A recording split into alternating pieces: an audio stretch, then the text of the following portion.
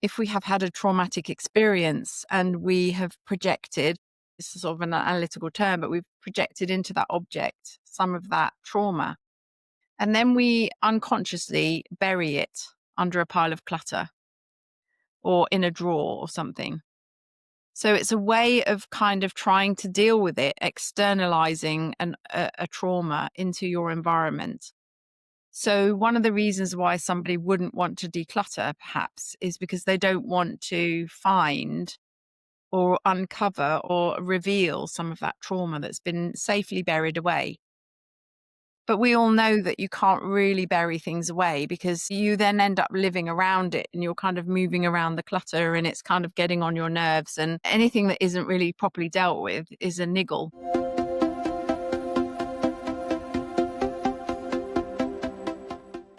Welcome to Your Wordless podcast, the space where we redefine success, self-worth, and transformation.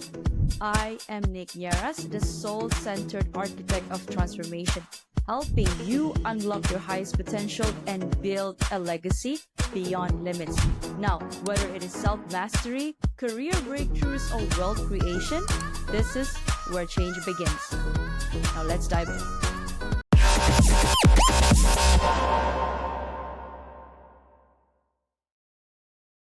Are you stuck in a job that you don't love, feeling like you're meant for more? It is not in your head, it is in your soul. I am Nierras, and I help high achievers like you break free from burnout, rewire self-doubt, and build a life aligned with purpose through coaching, hypnotherapy, and soul activation. Because let's face it, real wealth isn't just about money, it is about a aligned and happy heart, mind, and soul. Now, remember, you are worthy and you are enough. Let's transform your life together. Visit www.thenierrasholisticlifestyle.com to begin. It's great to be here. All right. I battled with this. In fact, just yesterday, I had a quick spring cleaning with my mom when my dad has been telling us repeatedly to clean one part of our house, and we haven't done that. So I think it's apt that we're having this conversation today. But first, right off the bat, Helen, can you share with us what was it like growing up as Helen Sanderson? What was it like growing up? Yes. It was challenging. I was a sensitive child in a family. I used to really love tidying my room until I got to being a teenager, and then I got hormones and things, and then it changed. But I think I was a kind of a creative, sensitive child, and I used to like going off in nature and doing my own thing, probably a little bit introverted, an introverted kid in an extroverted family. So my follow-up question would be, what is your backstory? Like, what led you to doing what you do now? I've always loved space. Maybe it's somebody who likes to be in nature and how being in nature kind of can really restore you. And then, so that was something that always interested me. And then when I went to art school, I thought I was going to study painting and become a painter. But I became more interested in space and how installation art, it can affect the way you think and can give you an experience. So I kind of became very interested as a student in how spaces can give you an experience. And then I went on to develop my interior design practice, and I was specialized in creating quiet rooms and meditation rooms, again with this whole theme of walking into a space and being kind of enveloped by the space. I always think about if you walk into a church or in a mosque or a temple or something, how it fills you with awe the minute that you walk in. And I think that that's what space has a capacity to do, is to fill you with awe. And by contrast, a rundown, neglected space can also fill you with also fear. But, so it's very emotive, isn't it? When we start thinking about spaces, temples being beautiful and uplifting, sort of kind of spiritual in a way. And then the mundane that happens in space, the neglect. So all of those kind of things really interested me. And then I started seeing parallels, because I was always interested in psychology and people and how our minds work and how the unconscious work. I started seeing lots of parallels with the unconscious mind, the conscious mind, psychoanalysis, psychotherapy. And our spaces. So it kind of ended up being an interwoven sort of basket for me. So it's probably a very complicated story, I but love it. thank you. I love it.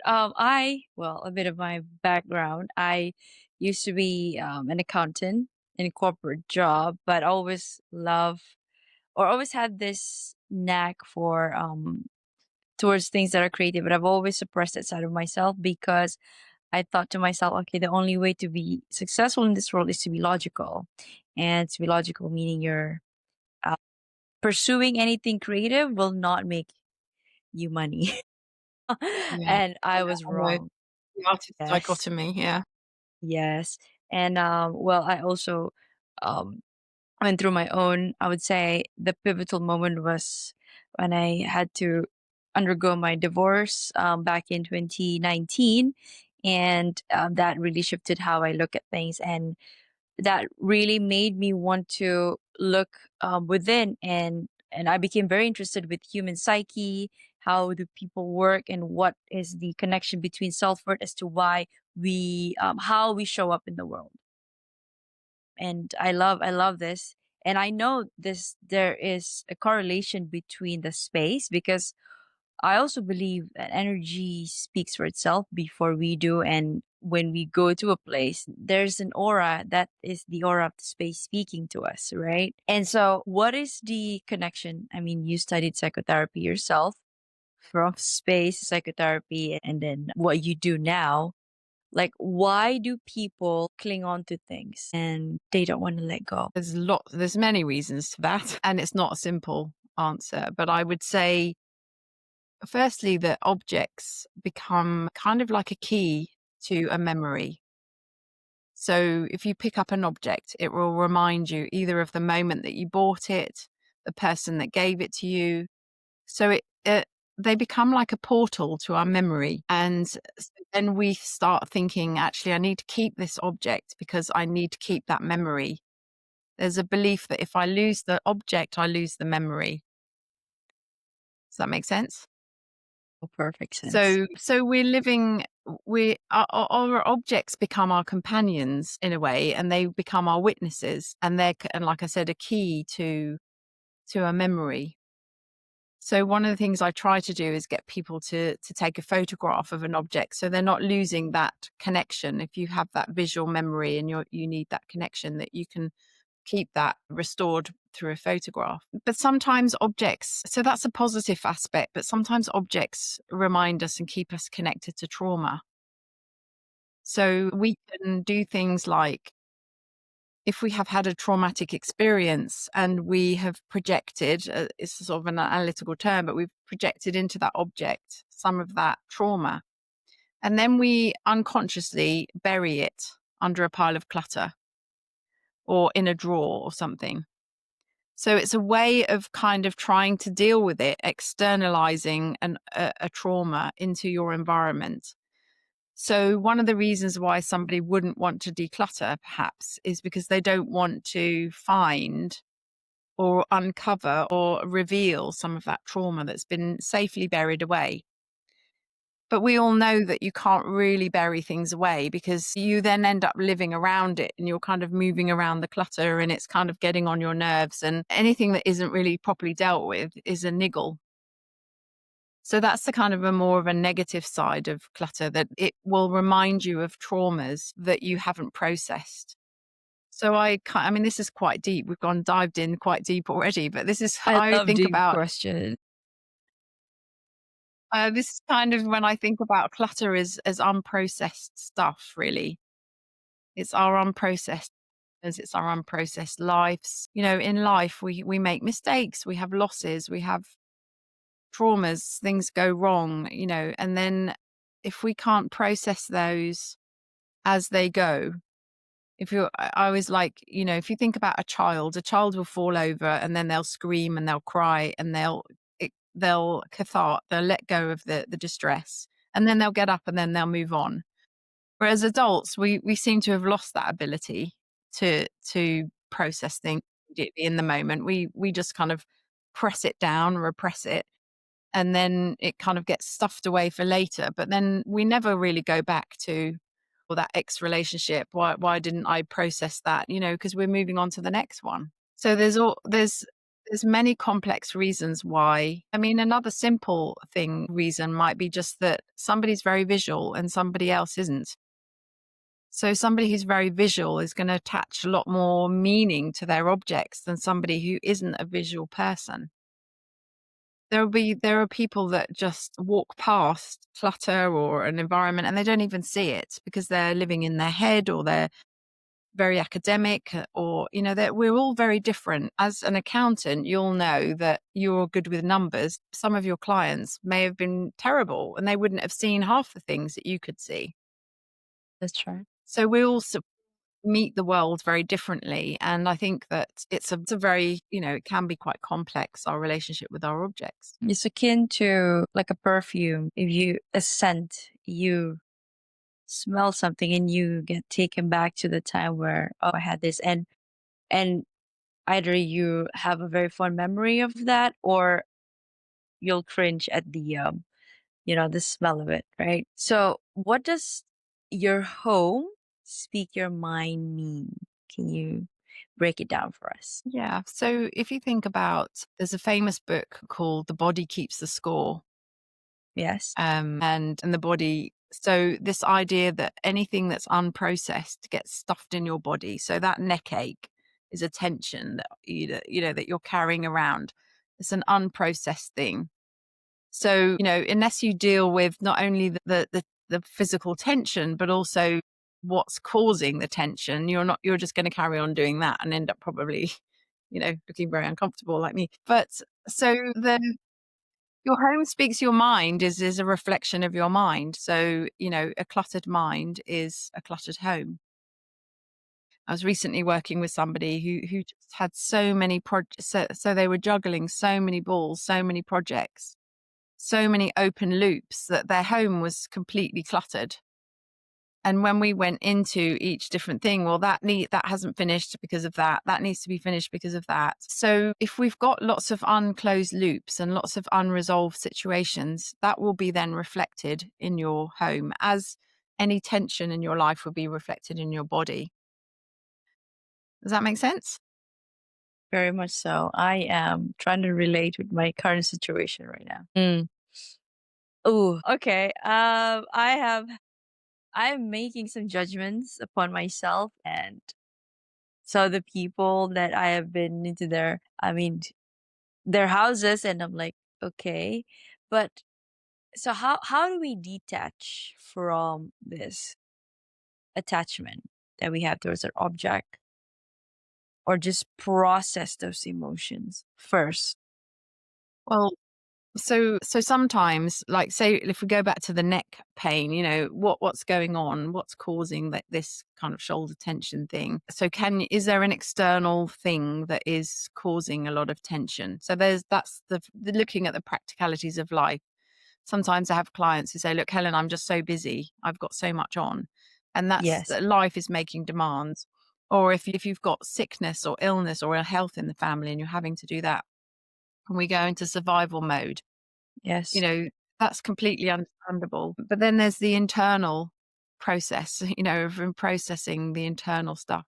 So one of the things that happens is that I might say, look, I want to keep all of these objects because they're all meaningful to me, but I also want to have a beautiful space, and Yes. I want, so That's the struggle what you're between my doing, mother and I. yeah, yeah. So then what you're doing is the one is cancelling out the other. So it's a bit like saying, and this is probably an easier analogy to understand. I want to lose weight, but I want to keep eating cake. See what I mean? It's like you can't have it both ways. Something has to be and this is one of the things that I think we struggle with, because we live in a society of I can have what I want and I can have it in an instant. I can go That's right. onto a shopping website, be delivered the next day.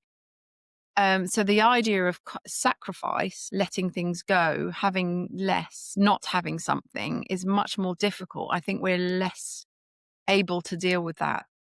So if you go back to the weight analogy, you have to then decide what's most important, to eat the cake or lose the weight. Lose the weight. So is it keep in the belongings or having the clear space. And so I made that very binary, but you need to be able to prioritize which one is most important. And then once you've decided that, it isn't about letting go of every single possession that's meaningful. It's about having it contained within a small, sort of manageable way. So either you have a memory box where you've got your very important, precious memories, and then you photograph the other things so that, or like I was saying at the beginning, when you want to have a connection to a memory, you can look at the photographs rather than having a room full of objects. So you're keeping the objects that are sentimental, a few beautiful things that are meaningful, and then the rest of it's kept in a documented photographic way so that you can hold on to some of those memories. Is that kind of resonating for you? Yes. So do you like have like a mini ritual when you part with these objects? I love that question because in my book I talk about a lovely client that I worked with once who actually used to kiss some of the objects and say goodbye. I mean, that was a really sweet thing to do. But, sometimes depending on how meaningful they are, especially if it's things like photographs, or maybe you've got divorced and it's an old wedding dress or something that was a very big, significant thing. That's right. Sometimes journaling, you need to journal or you need to photograph and you need to maybe light a candle or do a ritual. So I talk about that in my book. And also in my declutter kit, we talk about the importance of doing rituals with special memories. So I think it's a really powerful question because it is the way things are let go of feels important to people too. I think it's like honoring that it was once there and it was once a part of our lives, although it's not there anymore for us to hold it like in, tangibly, but it is with us forever in the form of a photographic, documented material item or in our memory. So that's a beautiful way to put it. Yeah, and I think I was talking about how we need to learn to let go.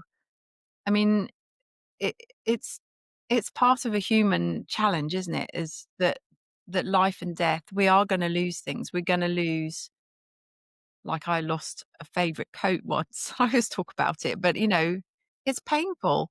And then losing a sibling or child, or loss is it's part of life, but it's not something that we're very good at because it is very painful.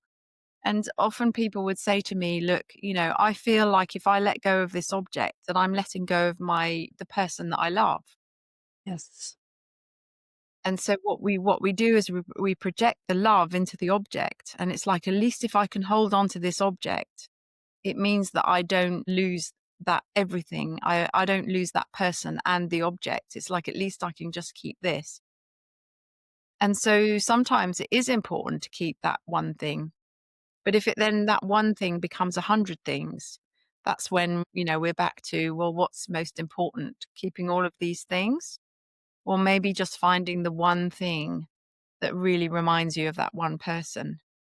So it's like a sacred object rather than 100 sacred objects, and you keep that connection. So some of the ritual is about taking the almost taking the spirit out of the object so that you can have permission to let it go.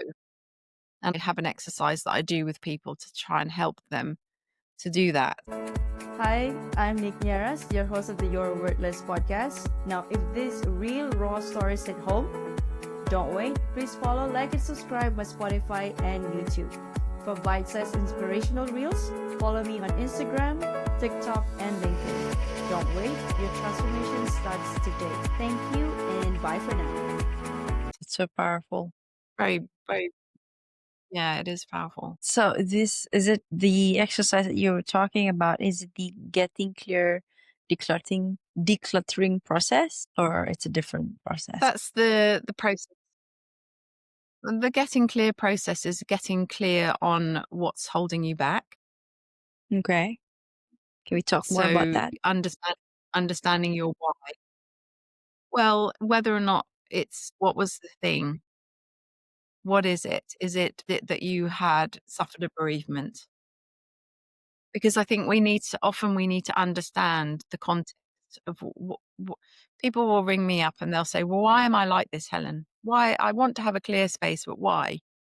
And so I really believe that once we understand our why, we can work much more compassionately with ourselves. So if there was a bereavement in the family, if there was trauma, if there was something that happened, just understanding, not going into a lifelong of therapy about it, but just understanding a little bit more about why that object has become so important and what it means and why it's so difficult to let it go can really help free someone up to go through the getting clear process. And then the second part of the getting clear process is really getting into action. So once you understand your why, then you need to take action. So I would say that clutter is decisions that haven't been made and actions that haven't been taken. And the reasons that we're not making those decisions is because of that very thing that you're talking about, that there's an emotional attachment or there's a trauma or there's something that I haven't dealt with that I can't look at. When I understand why I can't look at that, I have more compassion for myself, and that gives me the tools to be able to be more adult about dealing with it. That was very powerful because the story with me is that I left home when I was 17. And so I went away and, had my own system about how to keep my own space. I remember telling my mom before I left, I said, not directly, I mean, to her, but inside my heart, I'd say, I don't really agree with the way they store things or the way they decorate the home before. So I'm gonna have my own space. But now circumstances, change and I had to come back and I'm back here. And so, but throughout the years, I've been away for 15 years and I've matured and I'm more compassionate towards her. And now I'm beginning to understand why she is the way she is now. And I mean, having you explain that to me again just reinforces the fact that because they only know what they know at the time, and for them, because she's a boomer, and so at the time people have gone through, the Great Depression or the fact that you have to survive and hoard things, and that's the only way for you to get ahead in life, has a whole different meaning to my generation now. And that gave me a perspective as to why she is the way she is. However, you cannot negate the fact that we need a clean space for us to live harmoniously, at least, and it keeps the chi of the house flowing. I'm big into that as well. So it's about tolerating with the people in the house. And having been away for 15 years, and when I'm back and she's, you know, the person who keeps the house intact, I have to deal with that head on with her. So got to be the bigger person, had to be the bigger person and say, okay, why don't we communicate as to how we want this room to be, clean or decorated. So thank you for that, Helen. It's very difficult when two people are living. I'm not saying I don't know how many people are living there, but say, for example, you've got two people and they're sharing a space and they have Yes, different value systems. that's right. And even if somebody has a value that, maybe you match and you say, we both want it to be clean and we both want it to be aesthetically nice, but I've got all this trauma and I can't deal with it. So it then becomes, this clash where two people can't meet their needs because somebody's not able to process the trauma that lies behind the clutter. And then it does become very difficult. And I have worked with quite a few couples, and I remember one of my very first clients, the house was meticulous and she'd managed to bring up her family and keep a sense of order and structure and everything, and keep her husband contained within his shed and in his study. And they were like complete disaster Opposite. zone. I Okay. mean, that sounds judgmental. It was very, very cluttered, and, so it was kind of, he was able to be like him in his space. And she was able to be functional and run the home in a way that she needed to do in order to bring up a family. So sometimes there are ways of finding compromises where you can't change someone completely, but can you keep them contained, or can they keep themselves contained within one area where they have the complete autonomy to have jurisdiction over that space? Does that make sense? Yes. So look, this is the space that we share. So we agree that we have this level of kind of cleanliness and order, and we have systems, and we maintain the space like this, and then, but what you do in your room, it's none of my business, you know, which is kind of in a way what a parent would do with an adolescent child. They might say, look, come on, tidy your room, but also they would say, but it's your jurisdiction. You're in my home, you follow my rules, but what you do in your room is up to you. And then the adolescent child needs to find their own way and make their own decision about, That's do right. I want to be a messy person who's waiting for mum to come and pick up my socks, or am I going to start becoming an adult and take responsibility for my own bits and pieces? And some people really struggle with that. Some people are still waiting for mum to come and do their laundry for them. Oh, yes. So Yes. that's another aspect of the why. I've had people say, look, someone we had maids, or we had people, or my nan lived here and she came and did it all for me, and I never learned how to keep a house tidy. Or things were done for us. We went to boarding school. Or we lived in 6 in one room. So everybody has a different kind of background and a different kind of experience. And like I said at the beginning, getting clear on your why will really help you have compassion moving forward. Thank you. And coexist harmoniously. Just like to add to that. Okay, Helen, how can people create sustainable organizing systems that last? So I talk about decluttering as a 3-step process. The first step is to do the weeding. I use a garden analogy. So the weeding is, what's a weed, what can go, and what's a plant, what can stay. So we started off with the difficult bit really at the beginning, didn't we? Where we were talking about the sentimental things. But usually there's quite a lot of stuff that can go. I mean, the classic thing is takeaway containers. My Loads of gosh. people have all full of takeaway. I mean, come on, they can go, right? So you're looking for stuff that can go. Toothpaste or old shampoo bottles, look for what can go. So that's the weeds. And then you're keeping the precious memories, the beautiful things. And then you've got the planting. So if you clear out the weeds, then everything needs a place, and a place for everything. So if I was to say to you, can you get me some scissors? You've got a mental mind map of your home. So you can say, yes, the scissors live in that drawer. The light bulbs are in that cupboard. The wrapping paper's in the loft. Or, you know exactly where everything lives. And then it's about maintaining it. So it's a 3-step. First, weeding, which is letting go. Second, everything has a place for everything. Thirdly, maintaining. So maintaining is about, if you use those scissors, you put them away. If you cook a meal, you then tidy up, you do the washing up, and you put it all away.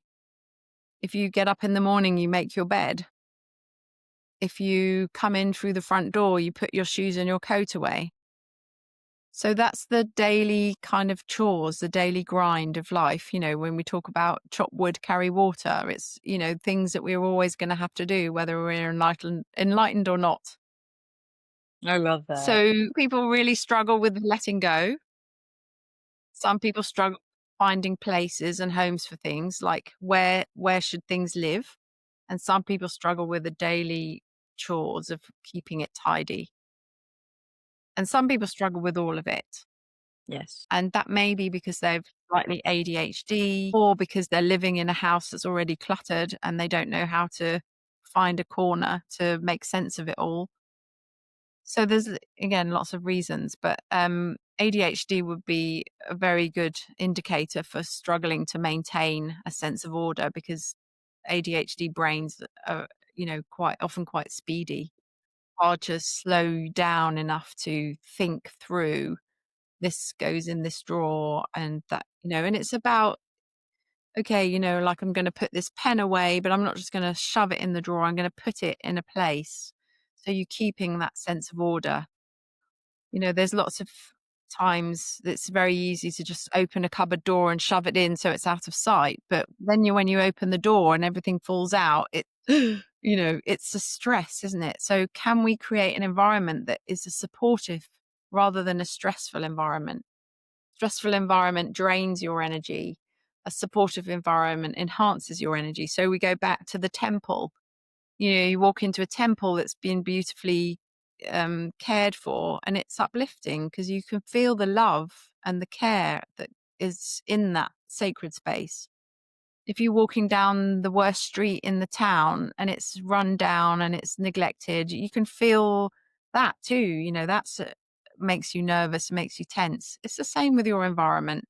If your environment is full of clutter and you're opening a door and everything's falling out and you're ending up fighting with the cupboard because you can't put something in, that's because there's either too much in there or because you haven't given everything a place. I was with a client recently, and I like to use drawer organizers. So everything, when you open the drawer, it's all organized. The scissors have a place, the knives have a place, the sellotape has a place. And we opened the drawer and he said, "Oh my goodness, I've never seen a drawer like that in my life. I grew up in a messy home and I never knew that a drawer could look like that."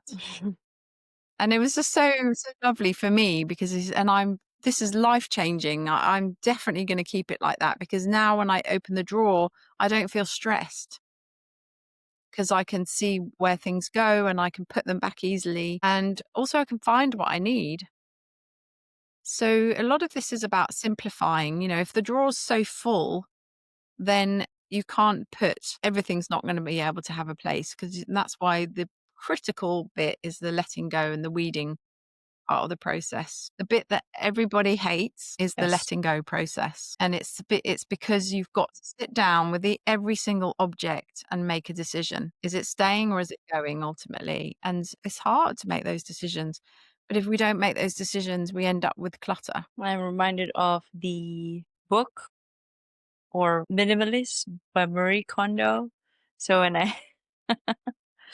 I saw it, I'm like, I need to hear from her. So thank you for that, Helen.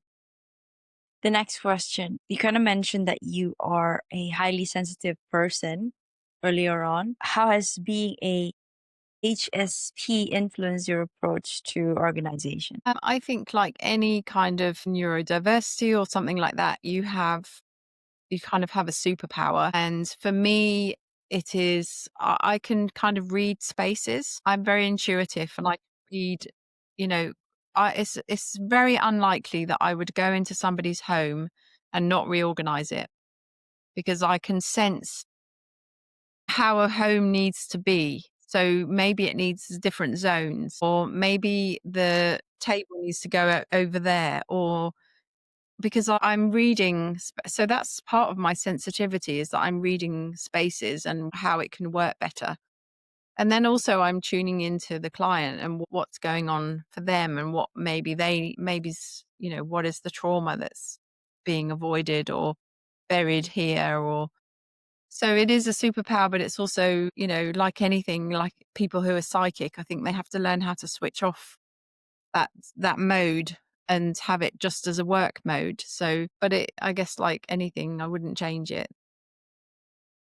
It is a superpower. And I love it because I've met a couple of people who actually portray these traits as a highly sensitive person, and it's calmer when you're with them and they know exactly what is happening in that space or whatever it is.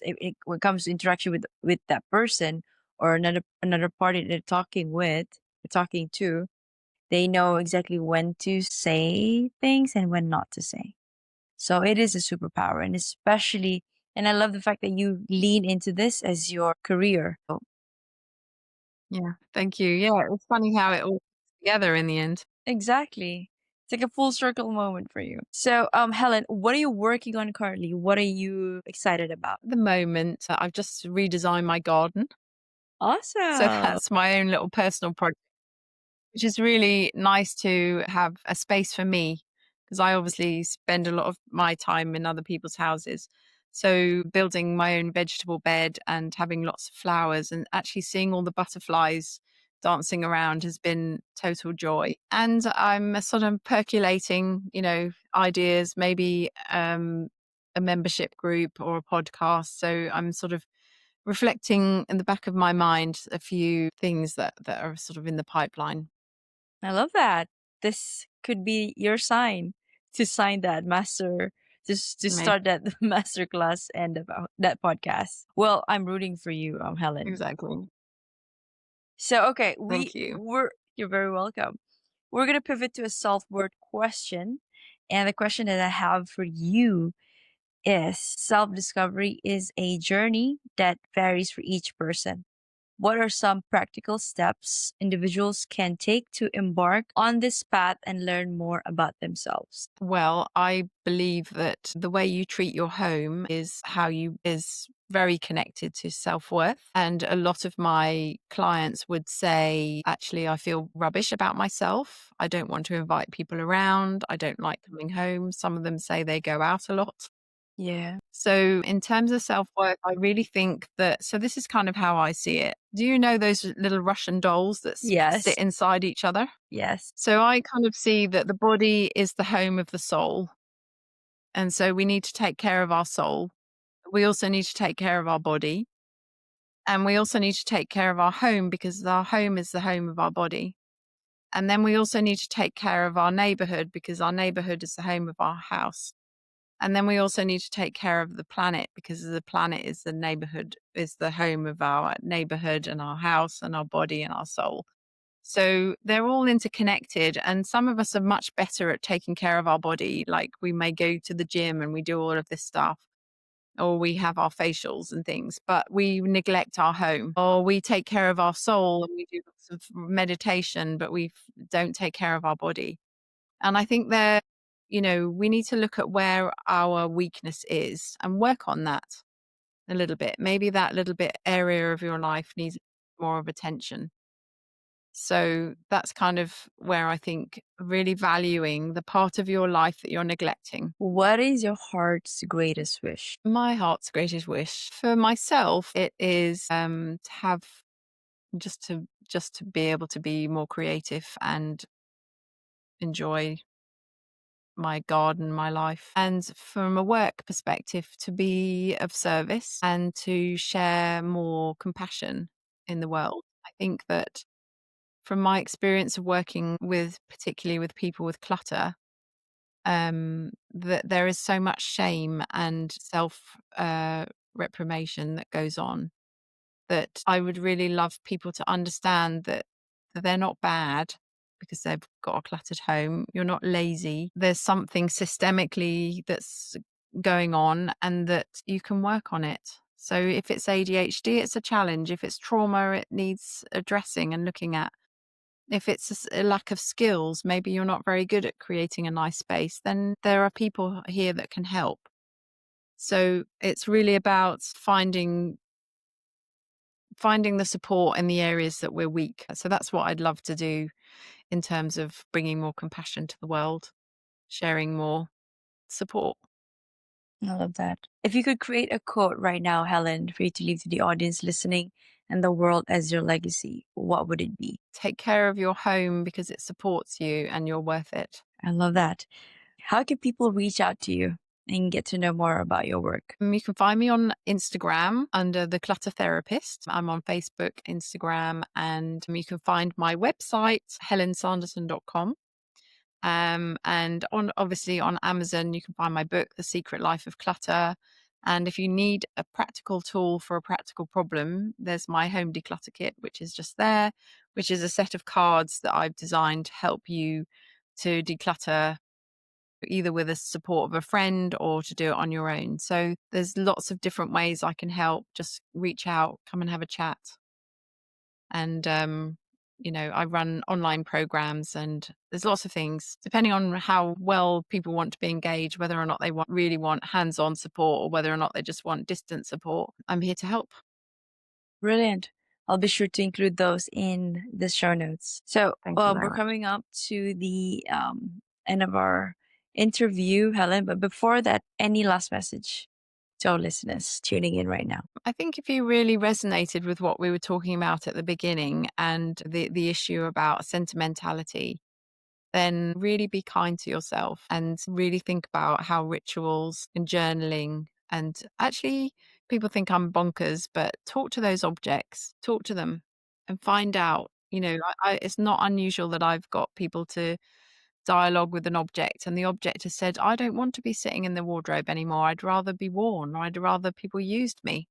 And sometimes just having that little dialogue with an object can give you the confidence to let it go and give it on to somebody else. And some people really don't have anything and they really could do with something that is kind of in the darkness of your wardrobe. So that's the neighborhood bit that's connecting, giving something on to something else, somebody else really is a nice way of letting something go. That is a wrap on today's inspiring episode with Helen Sanderson. Helen, I'd like to say thank you for your work in the world and the community around you. For our listeners, this has been Your Worthless. Read that again, the juxtaposition of your very soul. Remember, if you've ever felt worthless, you are not alone. Your soul chose to be here, to matter. And for that reason alone, you are worthy. A huge thank you to you again, Helen, and to all of you for listening. Until next time, I am Nierras. Keep shining, keep growing, and always remember you are worthy and you are enough. See you in the next episode. Thank you, Helen, for your time. Thank you. Good afternoon to you, Helen. How are you doing today? I'm doing great. Nice to meet you. Nice to meet you too. I'd like to say thank you for reaching out and for saying yes to be interviewed today. My name is Nicolette. I am the creator for the podcast titled You're Worthless. Full stop. Read that again. Full stop. The juxtaposition of your very soul. Now today we're going to talk about the correlation between having a clutter home and your well-being as well as your mental health. Hello, everyone. We have Helen Sanderson here with us. Helen is the author of bestselling book, The Secret Life of Clutter, known as the Clutter Therapist. Helen is a highly experienced home organizer, psychotherapist, and interior designer, and the UK's leading expert on the psychology of clutter. Now, she helps people create beautifully organized, clutter-free homes and live more mindful and meaningful lives. Now, she works in an integrated way with her clients, transforming their physical space while exploring their mindset. Okay, welcome to the show, Helen. Love this episode? Now, transformation doesn't end here. Head on to @holistic.lifestyle_with_Nick. That is on my Instagram. Or head on to my website, www.denierras.holisticlifestyle.com for more info on my coaching framework, which is the Worthy, Authentic, and Abundant Framework, digital guides, and my upcoming events such as retreats and master classes and workshops. Now, I also do intuitive readings where we get to check on your soul path